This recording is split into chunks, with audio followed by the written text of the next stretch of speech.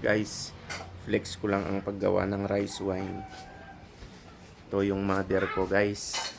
Siya yung gumawa ng rice wine nung birthday ng aking ama. Na napakasarap. Ito naman yung babaunin namin. Babaunin namin mamaya. Ipapatikim ko sa mga malapit sa puso ko. Joke lang. Pasalubong kayo ito sa basa, guys. Tamang-tama pagdating namin doon.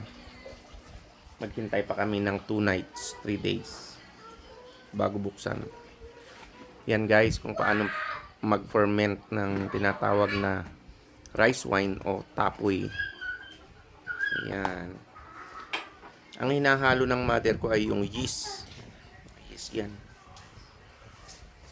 Bubud kung tawagin namin dito. Bubud yan, guys.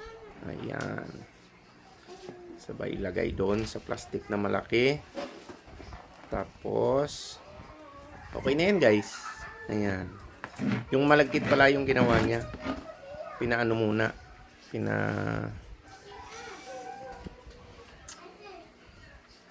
Nilagay dito sa may, anong tawag nyo dito? Labnak ang tawag namin dito eh. Para mawala yung init bago timplahan ng yeast. At saka ayan. Tapos tatakpan na yan, guys. Ayan. Tapos ang gagawin ko naman, lalagyan ko yan ng tape. Ayan. Thank you, mother, sa pasalubong na ginawa mo. Thank you for watching, guys.